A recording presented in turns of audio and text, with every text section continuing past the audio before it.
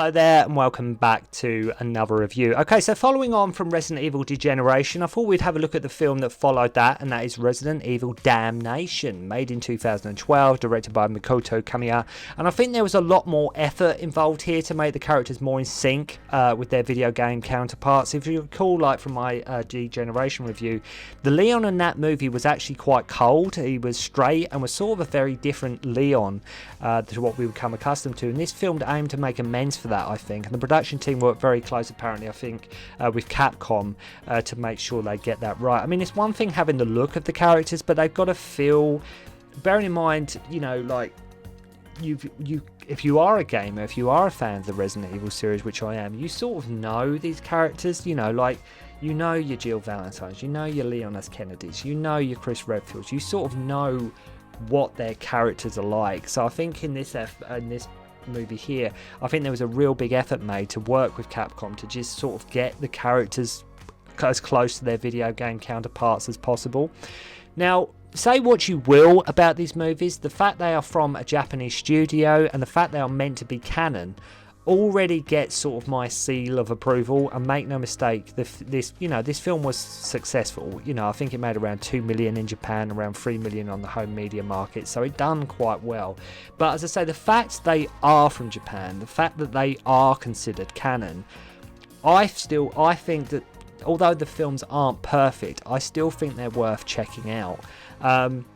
Many say this film is the best of the animated series, but we will get into that today and see if that is true. To be honest, if you are a fan of Resident Evil, I think you will find lots to enjoy in all of the animated movies. This was around the time I remember when Resident Evil 6 was coming out. So some of the character models are similar to what appears in that game in regards to Leon especially. I think this was the filmmakers being a lot bolder more so than the previous movie, like bringing in Ada, having the Tyrant in there, setting it in a different country, adding more humour. Humour and horror, actually, like more horror, definitely more horror vibes. There is sort of, you know, there is, I suppose, slight humour in the movie, but more horror elements to add to the film, and that is nothing else from a filmmaking perspective. I think it's a great improvement over the film's predecessor.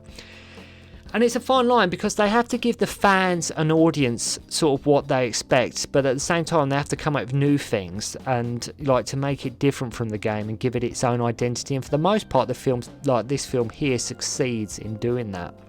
Now, while you can watch this film as a newcomer, I think there's a lot to be said for having at least a basic understanding of the foundation of the Resident Evil characters. The movie does just sort of throw you in there, but I've known people who have next to no knowledge. I've known people who have next to no knowledge of Resident Evil, and they still enjoyed this movie, so, you know, what do I know? One thing you will notice with this movie in particular is the animation is so much better. Like, the animation, like, the characters don't seem as stiff, they're a lot more fluid, and the film plays less like an animated cutscene and more like a proper CGI action horror movie, which is basically what we want. Many have even gone so far as to say this is, like I say, the best Resident Evil movie, full stop. And whilst not perfect, compared to Resident Evil Apocalypse with Mila Jovovich, the film is a godsend, right? I mean, Apocalypse to me, I know some people love the Resident Evil movies, like the Paul W.S. Anderson sort of franchise, but you have to admit, one or two of them are pretty damn bad. Like, there is no two ways about it. No, but this film, you have to understand, I'm not necessarily saying this film is 100% perfect, because it's not, but this film in nothing else really does capture the essence of Resident Evil. And as mentioned, compared to sort of Degeneration, the film looks absolutely gorgeous. Facial structure, body motion, and even the characters' hair are far and beyond what we saw in the previous movie. I think why people like this movie is a lot of it does channel Resident Evil 4 a bit too in terms of the narrative, so Resident Evil 4 being such a classic game that it is, I think that also adds something here as well. So we learn about these freedom fighters and a government having a civil war in the Eastern Slav Republic, and it's been rumoured monsters and bioweapons have been involved. And of course, it's a Resident Evil movie after all. It's got to be about bioweapons, and all this is told in sort of an opening monologue. And Leon is there, and Hunnigan tells him that the mission has been aborted and that all citizens have to leave. He's investigating the supposed bioweapons I mentioned. Right away, you will notice how superior the visuals are. You even get a first-person moment, foreshadowing in a way sort of Resident Evil 7. Like, start when Leon is sort of shining his torch around the car park. So no sooner is he there and he's attacked by liquor. Right, so right away, we're in familiar Resident Evil ground. He passes out, and this creepy man stands over him who can actually control the liquor. Then he meets these other rebels, and they are like independence fighters, and they think Leon is like CIA. The President Belikova, who wants the terrorists captured so they can have their sort of like independence. Then Ada turns up, and when Ada turns up, I recognise that booty anywhere. Like, they always make a point to get a shot of sort of Ada's behind. They always make to make sure you get a shot of I'll say even in the games they make it quite obvious to have a look at Ada's back view. So she has been sent by the BSAA, which is Bioterrorism Security Assessment Alliance. We all know that, don't we? So Ada informs them about a technology that can have a master sort of slave relationship with the BOWs. In other words, you basically can control the creatures. That's all that means. So Leon on the rebels base gets raided. The old man that is there, Ataman, who found Leon, starts to turn and they make a break for it. Buddy, the main rebel, kills him as he asks him to. We get more first person here in this passage, like this passageway section. And believe me, this more gives off Resident Evil vibe and actually brings you into a movie.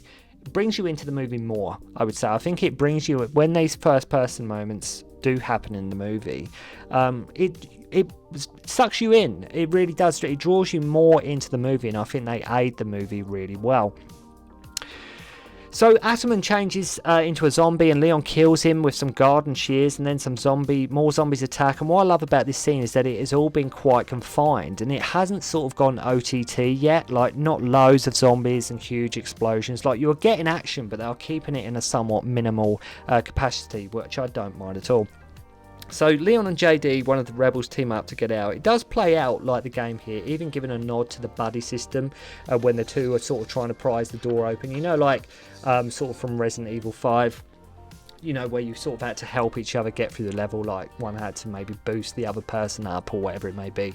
They sort of reference that here, like so they can get these doors open as the zombies approach. So they get out, and we have zombies putting parasites in the soldiers' mouths and things like that. So Leon tells JD the townspeople are controlled by a parasite. In this church, Buddy slugs Leon and knocks him out, and he goes to get Las Plaga that JD said was given to them by the Elder. We get some backstory that Buddy was a school teacher. JD lets Leon go and says he must get it before Buddy does, as he has pure hatred for the government. The piano kicks in on the score, and suddenly everything gets serious at this point. If it wasn't serious enough already, but suddenly everything gets serious. Leon then gets ambushed by Ada and asks if she released Las Plagas. Yes, she still has a grapple gun from the game, and and the base of the town is going to be purged soon. JD gives Leon his weapon and armor back and begins to turn as Buddy turns up. And when I first saw the posters for this movie, I actually thought it was Chris Redfield. Obviously, I knew nothing about the movie at the time. Leon wants Buddy to hand over the Plaga. So the president learns Ada doesn't work for the BSAA. See, it's all going on. It's all going on at this point in the movie. It's like, there's twists and turns, and people are turning, and God knows what else. So she confronts her about it, and we have quite a cool Matrix-esque fight scene here, which turns into sort of a knife fight as well. Meanwhile, some troops are breaking through the main gate. Leon arrives, and these lickers don't attack him. Ada at this point is tied up by her hands on a hook, and of course she has to lift her legs up to untie herself. More Ada leg action, so to speak, at this like secret base now, which is sort of like an old nuclear shelter. Leon and Ada meet again and find Plaga in this giant beehive, and they get found by the president. Leon gets into a fight with her while she's in a skirt and heels, I might add, so quite incredible. She can fight wearing what she is, but go for it. So she proclaims Leon is an enemy controlled by enemy of the state and wants him dead. Then we get a full-blown liquor assault, which are being controlled by Buddy, and that's all we've really seen so far. Zombies and liquors to this point. It's worth noting as well that I think in this movie, the Umbrella, I don't think Umbrella even gets a mention in this movie. We get an awesome overhead shot of Leon running over these shipping containers as he takes out the liquors. Buddy tries to kill the president, who is behind bulletproof glass, and she informs him all the elders have come over to her side, and she has agreed to share oil profits with them. Buddy wants independence, in case you haven't guessed so far. Buddy's just fighting for independence is what he's doing. Now, another cool thing with this movie is we get tyrants. As I mentioned, it's like we do get tyrants in this movie, and I love how they just like annihilate. They make a point in this movie. It really does show off tyrants really well, because they just annihilate lickers like so easily. Then we get this good old, you know, the alarm countdown, as you like come accustomed to, especially with them early Resident Evil games. There was always a countdown at the end of Resident Evil 1 there. You know, when you defeat the end boss, there's always a countdown. So Ada hacks the lift to help Leon and Buddy evade the tyrant. They escape through the lift, and to be honest, the action in this movie is quite cool, and especially here, it's actually quite a tense scene. Mainly due to the tyrants being so menacing and intimidating. They're just as scary here as in the games for the most part. We see President Belikova has some sort of scars on her back as she is getting changed. Credit also to the filmmakers for setting the ending where the tyrants take on the lickers in the daylight. There's so many films where it is a CGI movie, but it's all set at night. It always seems to be set, and you can barely see anything. And I think sometimes that's the filmmakers covering their bets, because I think they know sometimes if it is a live action movie and it's quite reliant on CGI, a lot of the time they don't often. I say don't often. For the majority, they will set a fight scene or something like that at night. But here, I know this is an all CGI movie. You see it all, like it's in broad daylight. You can see everything. It's clear, and it just looks good. So I absolutely love when Lickers gets swung around and round by its tongue, and then it has like its head stomped on as well. And I love like the fact as well at this point it's BOWs versus BOWs as well. So Leon manages to blow up a tyrant, as you know, go figure, he's near a gas truck, of course, and naturally he transforms into another form. Though he does look a lot like sort of Dr. Manhattan from Watchmen, sort of the tyrant. And funny actually watching this again where Buddy's controlling the lickers reminded me of sort of Chris Pratt in Jurassic World, like when he's sort of controlling the raptors and things like that. It's the same kind of gimmick anyway. So out of nowhere, Buddy's in like a tank and tries to ram him, goes full epic at this stage, and you get, as I say, you do get some great action, especially on this like tyrant section. So they blast the tyrant's face off, with Leon saying the classic line, "This might hurt a little." But wouldn't you know it, more tyrants come out, and Buddy wants Leon to leave him, but Leon, being the hero he is, refuses, saying he likes the company. The president plans to say the terrorists executed the elders and wants Ada arrested. I mean, it is a bit of what the hell when Leon and Buddy are there, almost accepting their fate as this giant colossus tyrant approaches them. Leon's so desperate at this stage, he plans to use his knife against this tyrant, and it reminded me a bit like when Tom Hanks resorted to just using his handgun in Saving Private Ryan, when he's like shooting at the tank and he's just only got a handful of bullets left. It's like just basically sort of accepting his fate. But anyway, here the enemy gets blown up by fighter jets just as the Americans and Russians are now attacking. So Buddy has all but given up. Leon tells him to like keep on living, and you think at first he shoots him initially, is what you think, and the president resigns and never seen again. Then cut to Leon having a stiff drink in his hotel room, which when we catch up with Ada, is like Ada has one of the Plaga, and we have no idea who she is speaking to sell it to, which is quite awesome. It ends the film in a little bit of mystery with what Ada's got going on. We catch up with Buddy in a wheelchair, as it turns out when Leon shot him, it severed his attachment to the Plagas. And I mean, overall, I've sort of wrapped that up relatively quickly, but overall it's a great improvement over the previous movie. The end of the movie is just a massive sort of trailer for Resident Evil 6 and showing loads of footage. As I say, I think the hype train for Resident Evil 6 when this came out was pretty much going on at the time. And talking of the game Resident Evil 6, it's a real, it was so diverse, Resident Evil 6, because people were sort of, I've known people that absolutely loved it.